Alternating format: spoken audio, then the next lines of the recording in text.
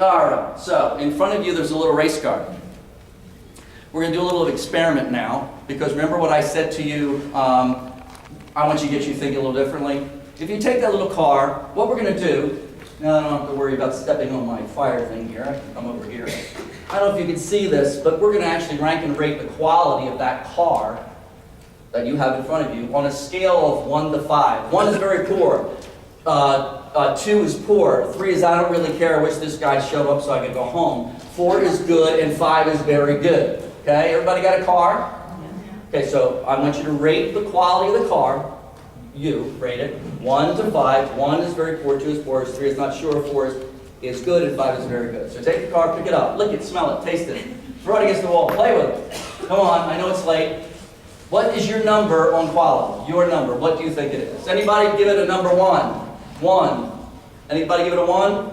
We got 1. Anybody give it a 2? Okay. Anybody give it a 3? Okay, gotta catch your plane, right? 4. Anybody give it a 4? How about a very good? Anybody give it a very good? 2. Excellent, very good. Okay. Speaker's privilege. 2 boys years ago. When my boys were a little bit younger, my older son, I'd give him the car. He was probably around 16 at the time. Anybody got a 16-year-old boy at home? Okay, beware, because I got to say a bad word. Matthew, rank and rate the quality of this car. Dad, it sucks. Sounds like a 16-year-old, right?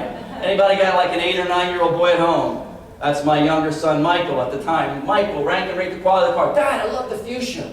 Ooh, love the color. He gave it a 5. So, what's the point in this experiment? Remember I said, do you have a quality organization? I threw out the BS card at you. Here's the deal.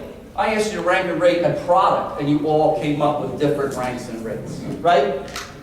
So it's not about quality. It's not about quality. Why? Because quality is defined in the eyes of the beholder. What you see as quality to you may not be quality to me. Okay? So if it ain't quality, what is it? It's basically these 5 buckets.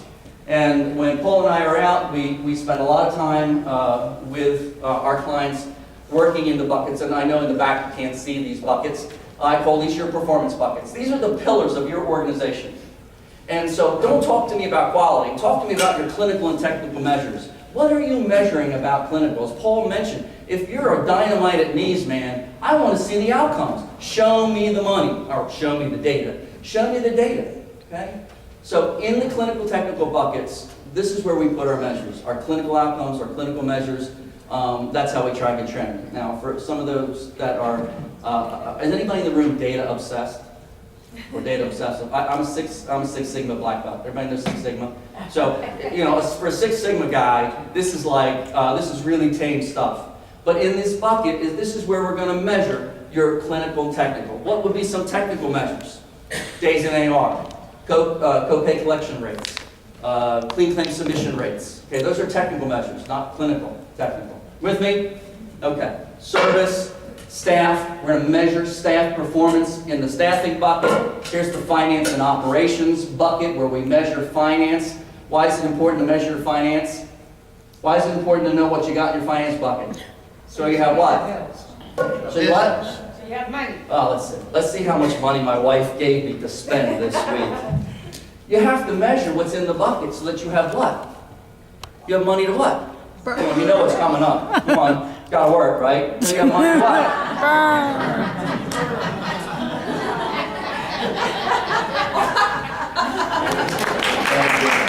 You get that on tape. I did. Oh, thank you. So you got money to burn. Oh, can I have a bonus? Sorry, gang, no money in the bucket. We need new equipment. Sorry, there's what? Money bucket. I worked for Catholic Health, a large Catholic system, and I always love to tell the story. Sister Mary Catherine was the lead nun, the CEO, and I would come in at the board meeting. I don't know, are you from a Catholic system? Yes. Anyway, sitting at the head of the table was Sister, and would come the suits around the boardroom, and she'd take her fist, and she would bang it on the table. No money, no mission. Right? So she was really a hard butt sister when it came to keeping money in the bucket. And this was the bucket, the performance or growth bucket. Paul spent a lot of time on that. with the tools measuring your growth. This is market share. For today's